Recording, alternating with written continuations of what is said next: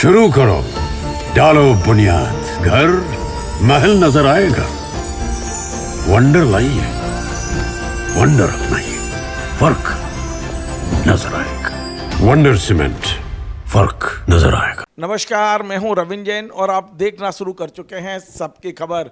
मध्य प्रदेश के अरबपति विधायक संजय पाठक पर कई आरोप लगे, हमने भी कई खबरें बनाई। अब मैं आपको बता दूं कि संजय पाठक के जीवन में 4 राजदार थे। एक थे संदीप वाजपेयी, दूसरे थे महेंद्र गोयनका, तीसरे थे सतीश सरावगी और चौथे थे नाजिम खान। आज मेरे स्टूडियो में हैं संदीप वाजपेयी जी। मैं उनसे समझता हूं कि संजय पाठक की भी जितने आरोप लगे उनमें कितनी दम है और क्या कारण है कि आज संजय पाठक के चारों राजदारों ने उनका साथ छोड़ दिया है। आज स्थिति ये हो गई है कि प्रतिदिन संजय पाठक को लेके कोई ना कोई नई खबर आती है। और तो और इन 4 राजदारों के हटने के बाद संजय पाठक के खिलाफ ईडी में भी जांच शुरू हो चुकी, ईओडब्ल्यू में भी जांच शुरू हो चुकी। राज्य सरकार ने 3 जांचें खनिज विभाग से शुरू करा दी हैं। एक तरह से संजय पाठक की घेराबंदी चारों तरफ से चल रही है। हम समझते हैं कि संजय पाठक पर लगे आरोपों में कितनी दम है और ये 4 राजदार उनसे दूर क्यों हुए। हम सीधे जोड़ते हैं क्योंकि हमें बड़ी मुश्किल से उनके एक जो राजदार है संदीप वाजपेयी, बामुश्किल मिले हैं। 25 साल ये 2 शरीर एक जान की तरह रहे हैं, लेकिन आज एक दूसरे की शक्ल नहीं देखते। 20 जुलाई 2020 के बाद इन्होंने आपस में बात नहीं की। कारण क्या है, समझने की कोशिश करते हैं। संदीप वाजपेयी जी, आपका बहुत बहुत स्वागत है। आज मैं सीधे समझने की कोशिश कर रहा हूँ। संजय पाठक जी मध्य प्रदेश के अरबपति विधायक, 25 साल तक आप साथ रहे और लोग तो ये कहते थे कि ये जो 4 नाम मैं ले रहा हूँ, संदीप वाजपेयी, महेंद्र गोयनका, सतीश सरावगी, नाजिम खान, ये 4 ऐसे कंधे थे जिस पर खड़े होकर संजय पाठक जी का कद बढ़ा था। कारण क्या है कि आज चारों की चारों अलग हो गए? रविंद्र जी, आपको ये सिल्वर टिक मिलने के लिए बहुत बहुत बधाई, शुभकामनाएं। और आपने जो ये सवाल किया है ये गंभीर सवाल है मेरे लिए। और अगर आपको ऐसा लगता है कि हम लोग उन खंबे के रूप में थे तो बहुत अच्छी बात है। और कौन किस लिए अलग हुआ मुझे नहीं मालूम है, मगर मेरा अलग होने का कोई बहुत बड़ा उद्देश्य नहीं था। ये तो समय की बात है, कल थे आज नहीं है, बात ख़त्म हो गई। और नाजिम खान जी हैं या महेंद्र गोयनका हैं या सतीश सरावगी हैं, उनके अपने व्यक्तिगत कारण होंगे, उनके बारे में मुझे इतनी जानकारी नहीं है। देखिए, ये जो आरोप लगातार लग रहे हैं उनके ऊपर, प्रतिदिन कोई ना कोई एक फाइल खुद मेरे यहाँ आ जाती है, कोई ना कोई दे जाता है आके। कभी डिंडोरी में ज़मीन का मामला आ जाता है, कभी वो नगर पालिका जो नगर सुधार न्यास की ज़मीन है उन्होंने खरीद डाली उसका आता है, कभी सारा की ज़मीनों का आ जाता है। प्रतिदिन कोई ना कोई फाइल मेरे पास आती है। चूँकि आप 25 साल उनके राजदार रहे हैं, सच्चाई क्या है? वाकई कोई आरोप लग रहे हैं उनके ऊपर या वाकई उनका ये सब जो उन्होंने किया है वो कहीं ना कहीं कल्पित हैं, दोषी हैं, या उन पर आरोप बेवजह है? ये बहुत बड़े बड़े आरोप हैं और मैं ये बोलने का मतलब मेरे हिसाब से तो ये है कि इसमें क्या बोला जाए। आरोप लग रहे हैं, आपके पास भी रोज़ रोज़ जानकारी आ रही है जैसे, तो कुछ न कुछ तो होगा, आरोप लगे होंगे, सारी चीज़ स्पष्ट हो जाना चाहिए। तो आप तो साथ रहे हो ना 25 साल। मैंने तो सुना है डिंडोरी की ज़मीनें जो खरीदी गई आदिवासियों के नाम, तब भी आप साथ में थे। हाँ, ये मैं बोल सकता कि मैं साथ में था उस समय, उस दरमियान मैं उनके साथ था। तो क्या नियमानुसार ज़मीनें खरीदी गई हैं वो? अब बहुत सारे नियम बनते रहते, बिगड़ते रहते हैं। नियमानुसार खरीदने की कोशिश तो की है जितना हमें ज्ञान है। तो आपने लिए कि उनने लिए? आप तो साथ में थे। नहीं नहीं नहीं, मेरे द्वारा ठीक है, मैं उनका सहयोगी हो सकता हूँ, मगर मेरे द्वारा कोई खरीदी नहीं की गई है। उन्हीं की है जो कुछ की है, या जिनके नाम पे खरीदी गई है उनकी है। ये एक जांच का विषय है। संदीप जी, एक सीधा सवाल, संजय पाठक जी के आपके मतभेद क्या है? नहीं, मेरे कोई ऐसे मतभेद नहीं है उनके। मेरे क्या मतभेद रहेंगे? वो बहुत बड़े आदमी हैं, बहुत बड़े उद्योगपति, मैं तो बहुत अदना सा व्यक्ति हूँ। मेरे क्या मतभेद रहेंगे उनसे, या मेरी ऐसी क्या शख्सियत है मैं उनसे कुछ कर लूँगा? जब ये इतने बड़े थे तो फिर दोस्ती कैसे रही?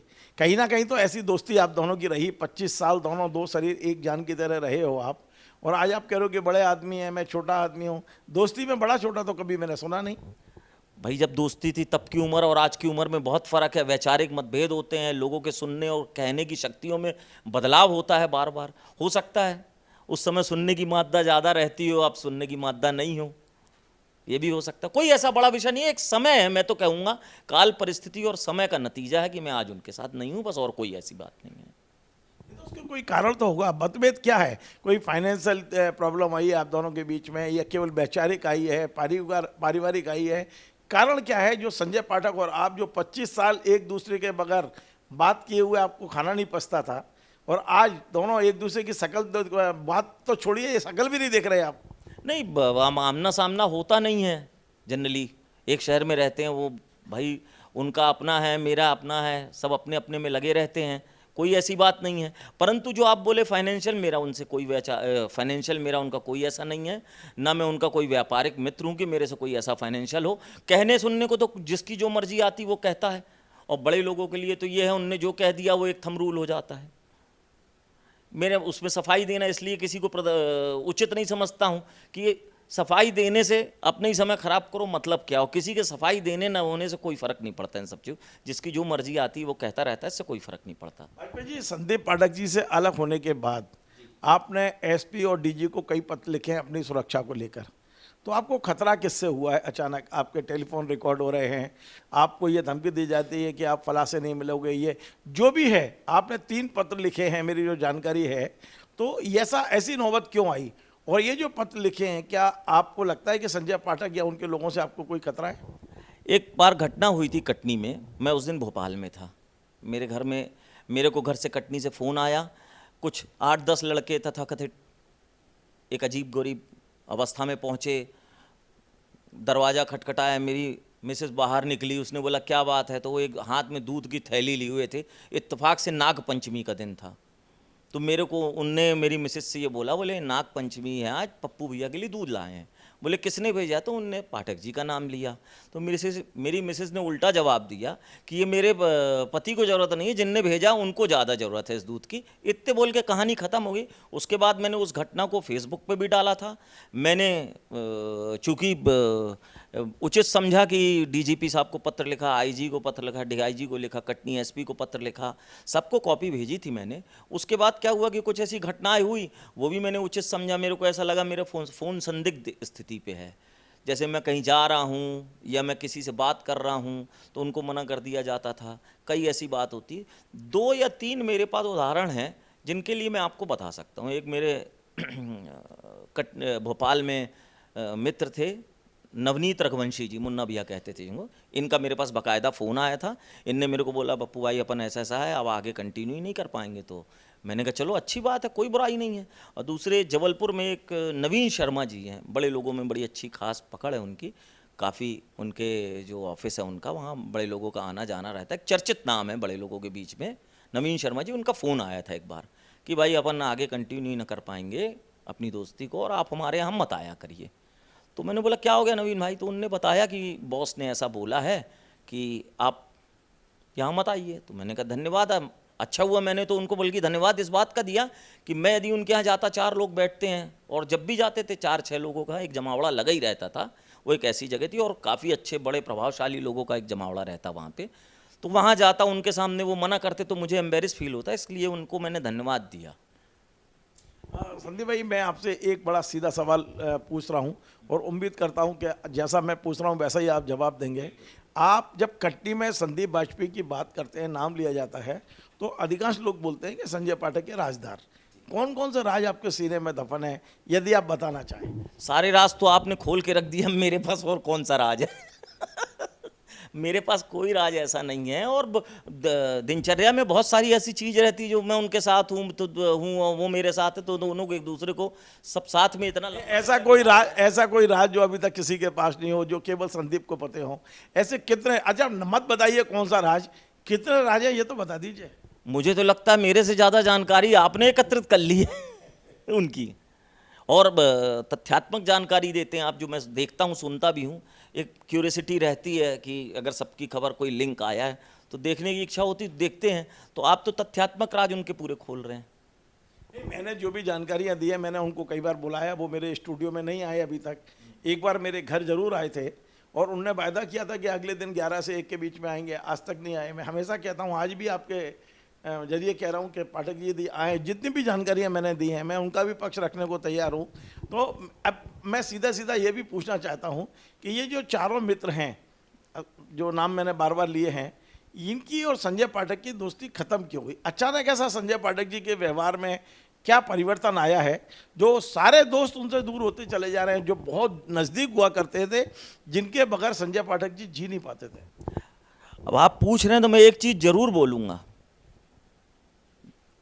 कौन दोस्त है, कौन व्यापारिक मित्र है, कौन क्या, मैं उस पर नहीं जा रहा हूँ। जो अगर आपकी भाषा में यदि बोलूँ मैं कि वो चारों दोस्त थे, ये थे, चारों के ऊपर आरोप एक ही रहे होंगे, इस बात की गारंटी देता हूँ। ये इसलिए अलग हो गया, ये इसलिए अलग हो गया, या इसको इसलिए अलग कर दिया, या इसके लिए, सबके लिए आरोप फिक्स हैं। भाई मैं व्यापारिक तो हूँ नहीं। आप पे पैसे का आरोप नहीं लग सकता?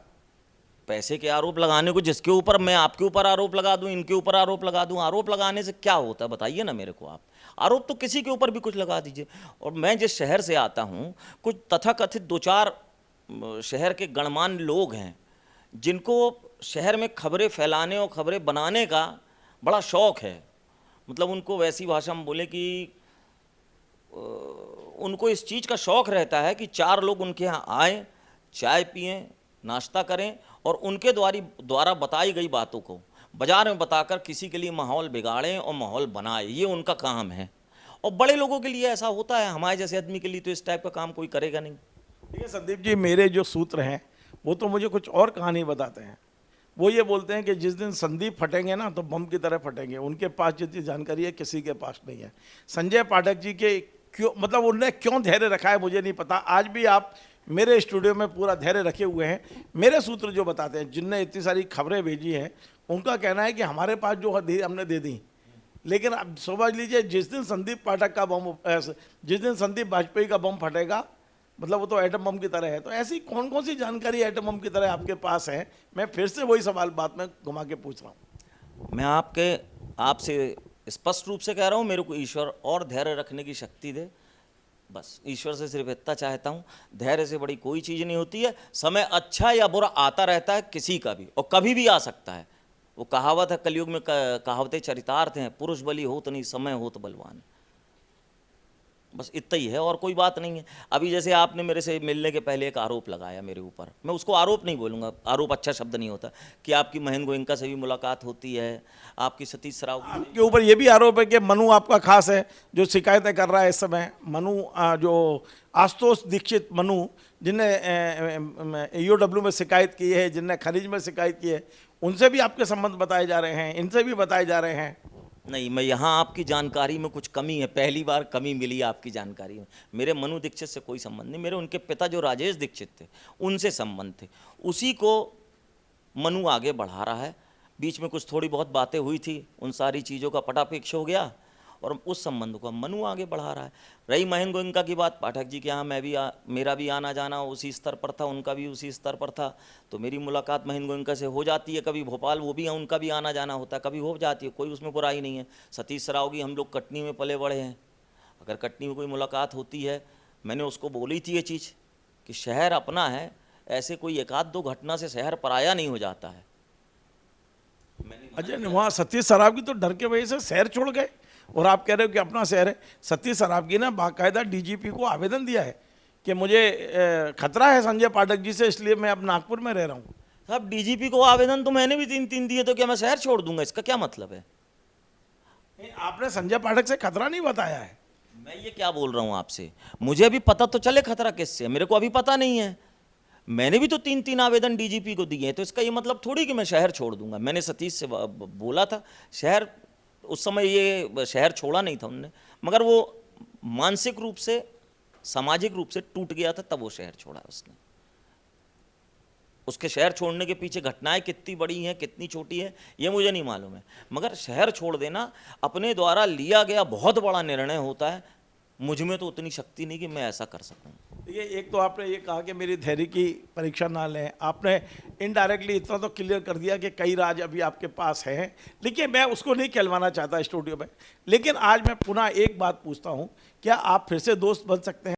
क्या आप कोई संदेश संजय पाठक जी को मेरे चैनल के जरिए देना चाहेंगे? सीधा सीधा बहुत छोटा आदमी, मैं उनको क्या संदेश दूंगा, या मैं अपने आप को उस स्थिति में कभी नहीं पाता हूँ। अरे आप छोटे बड़े की बात क्या है, आप उनके 25 साल मित्र रहे हो और जिसको हम लोग बड़ा प्यार से बोलते हैं ना, लंगोटिया यार टाइप रहे हो आप दोनों। मुझे ये भी पता है कि भोपाल के अरेरा कॉलोनी में E1 में संजय पाठक जी का घर है, और उस पर जब उन्होंने घर बनाया तो आपका और महेंद्र गोयनका का रूम बनाया उसमें। आप दोनों जब भी भोपाल आए हो उसी घर में रुकते थे। जब इतने निकट रहे हो तो आप कैसे कह सकते हो कि वो बड़े और मैं छोटा हूँ? नहीं, ये बात सही है कि आप बड़ी अंदर की खबर निकाल के लाए। हाँ, था मेरा रूम, और मतलब यही बोला जाता था कि पप्पू का कमरा, महेंद्र का कमरा ऊपर था, 2 कमरे थे, और सालों रहा हूँ उसमें। बड़ा मतलब इसको क्या बोला जाएगा, रहा तो हूँ, और मैं क्यों डिनाई करूँ उसको कि मैं नहीं रहा हूँ। मैं यही कह रहा हूँ, क्या आज संजय पाठक जी को मेरे चैनल के जरिए कोई संदेश देना चाहते हैं आप, या ये जो दोस्ती अभी फिलहाल जो बिखर गई है फिर से एक होने की कोई संभावना दिख रही है?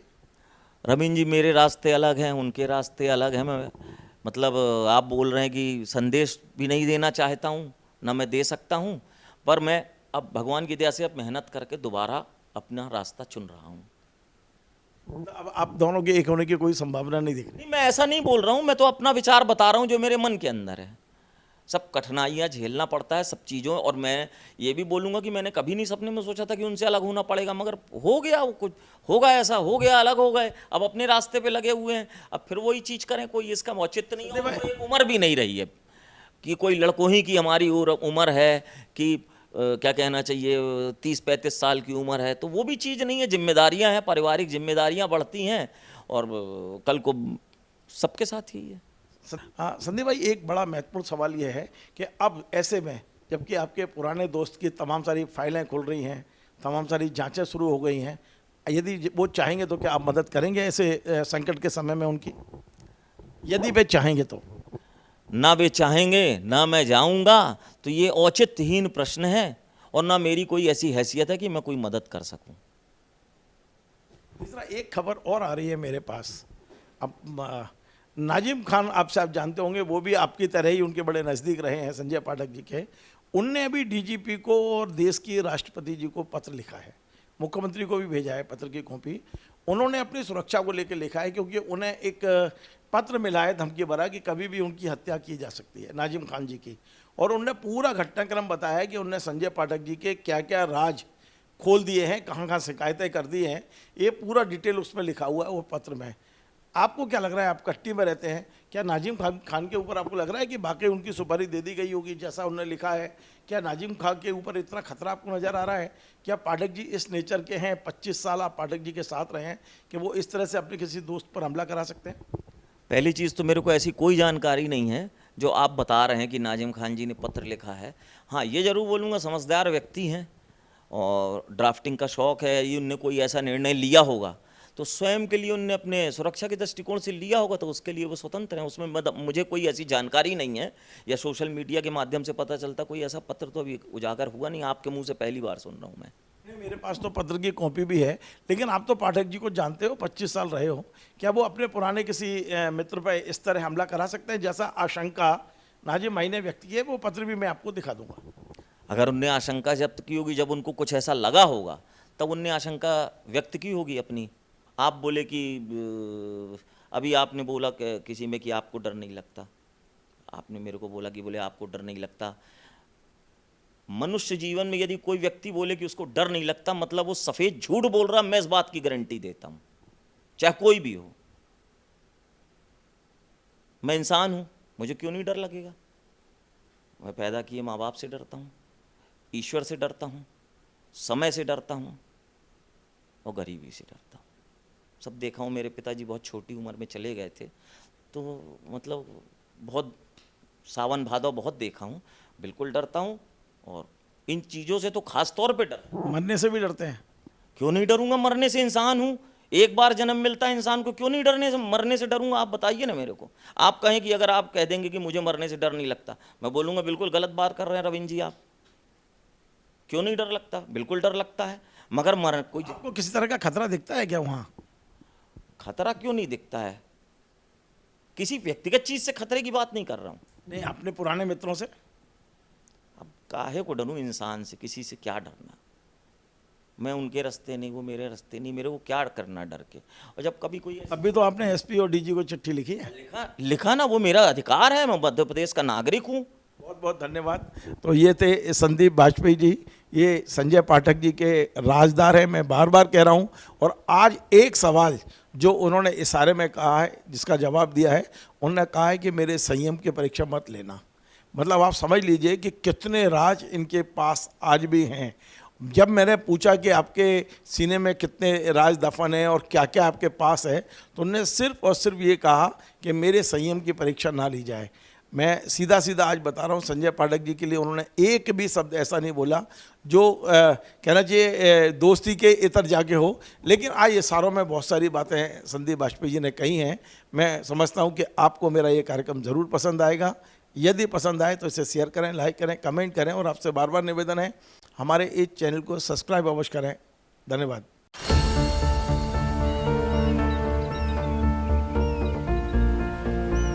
जो बनकर मेरा हमसफर आएगा, सिर्फ उसी को फर्क नजर आएगा। शुरू करो, डालो बुनियाद, घर महल नजर आएगा। वंडर लाइए, वंडर अपनाइए, फर्क नजर आएगा। वंडर सीमेंट, फर्क नजर आएगा।